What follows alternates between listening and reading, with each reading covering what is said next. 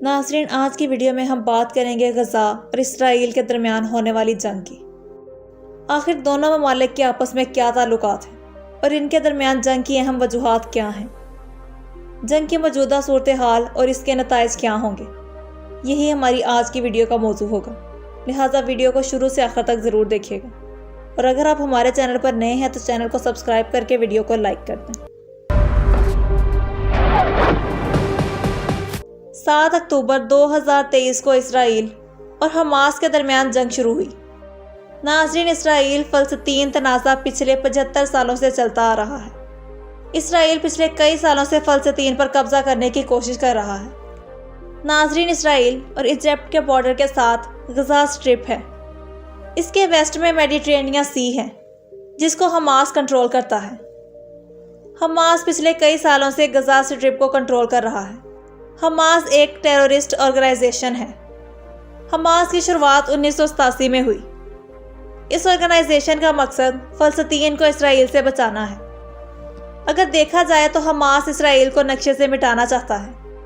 ان سے حفاظت کے لیے اسرائیل نے آئرن ڈوم ڈیفنس سسٹم بنایا، جس کا مقصد ہے میزائل کو روکنا۔ یہ میزائل کو زمین تک پہنچنے سے پہلے خلا میں ہی تباہ کر دیتا ہے۔ یہ سسٹم حماس کے خلاف اسرائیل کا سب سے بڑا ڈیفنس ہے۔ 7 اکتوبر 2023 کو حماس نے حملوں سے اسرائیل سمیت پوری دنیا کو حیرت زدہ کر دیا۔ ہفتے کی صبح 6:30 بجے سے اتوار کی صبح تک حماس کے اسرائیل پر راکٹ حملے اور یرغمال بنانے کی کارروائیاں جاری رہیں۔ حماس کے حملوں سے 300 سے زائد اسرائیلی ہلاک اور 1600 سے زائد زخمی کیے گئے۔ مزید اسرائیلی فوج کے بریگیڈیئر کمانڈر یوناتان اسٹائلبرگ کی ہلاکت کی تصدیق بھی کی گئی۔ میجر جنرل نمرود بھی یرغمال بنا لیے گئے۔ اسرائیل پر مذہبی تعطیل کے دن کیے گئے اس حملے سے کئی عمارتیں تباہ ہو گئیں۔ حماس کے کمانڈرز پیراشوٹ کے ذریعے سے بھی اسرائیل میں داخل ہوئے۔ اسرائیلی فوج کے ٹینک اور گاڑیاں قبضے میں لے لی گئیں اور کئی فوجیوں کو مار ڈالا گیا۔ حماس کے مطابق کئی فوجیوں کو یرغمال بنا کر غزہ منتقل کر دیا گیا۔ ناظرین، اب ہم بات کریں گے حماس کے اسرائیل پر حملے کی اہم وجوہات کے بارے میں۔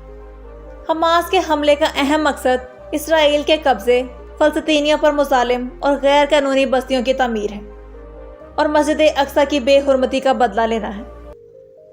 مزید یہ کہا جا رہا ہے کہ اسرائیل کو یرغمال بنانے کا مقصد تبادلے کے ذریعے سے قید میں موجود فلسطینیوں اور قیدیوں کی رہائی ہے۔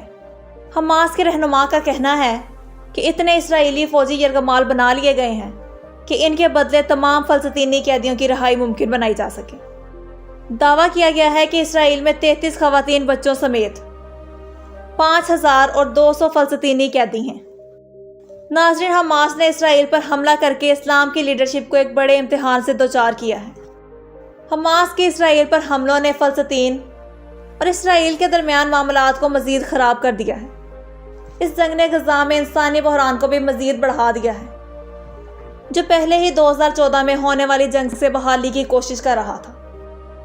ناظرین، اس حملے کی اہم ترین وجوہات میں مغربی کنارے اور غزہ کی پٹی پر جاری اسرائیلی قبضہ ہے۔ غزہ کی پٹی پر فلسطین کی ناکہ بندی، مغربی کنارے میں اسرائیلی بستیاں، تنازع کے دونوں اطراف میں موجود انتہا پسند گروہوں کا عروج۔ اس جنگ کے بارے میں مختلف ممالک نے مختلف طریقوں سے اپنی رائے کا اظہار کیا ہے۔